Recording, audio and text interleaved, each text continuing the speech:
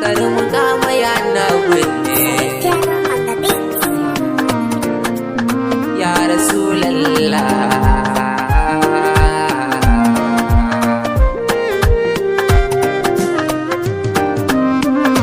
Cikar mukamai annabi ne labbaika ya Rasulallah. Cikar mukamai annabi ne labbaika ya Rasulallah.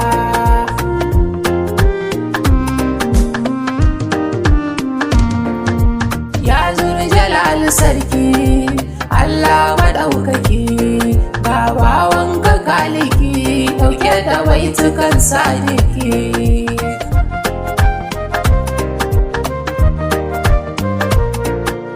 Yau magani da koko Allah kai na karoko, ka bani dama in kai sako gare shi wanda ka yi. Cikar mukamai annabi ne labbaika ya Rasulallah.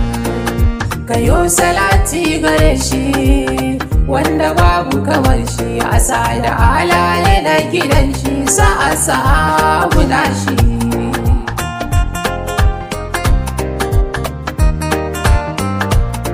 Na zube kasa kan gwiwa na sallama wajen ummina Fatima sutura na yarda da ni da dukan aikina. Madan Allah labbaika ya Rasulallah. Idan na yau baitina ki amsan ya ummina, ki yarda da ni na ita hidima a gare ki shi ne burina. Madan Allah. Salamu alaika na gaske ya zababban dan aike, mai kwalkwali mai sulke mai zallar madarar haske. Manzon Allah labbaika ya Rasulallah. Mai bayarwa nan take dukkanin isa ka take, sadiq ne ke maka wake manzon Allah san ka nake ya Rasulallah.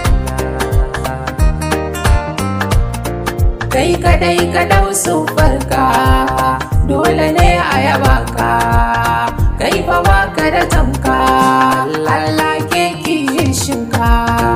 Manzon Allah labbaika ya Rasulallah.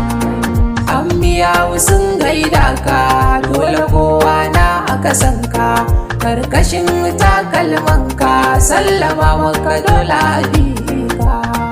Manzon Allah. Zuciya da kai ta wadatu ya uban halittu, a cikin sanka na zautu wanda ya kyale ka ya wahaltu. Ya Rasulallah labbaika ya Rasulallah. Maƙiyin kashi a azabtu abika kuma an ni'imtu, ka ba wa dukkan halittu rayayyu da ba matattu.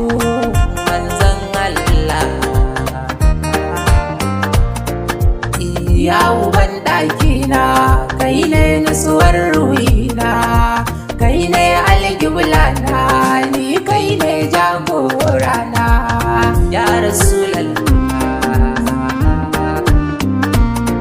Kai nake yi wa baitina kaunar kana a jikina, tanadin da na yi wa kaina kaunar ka kuma ta zamo a jalina ya Rasulallah.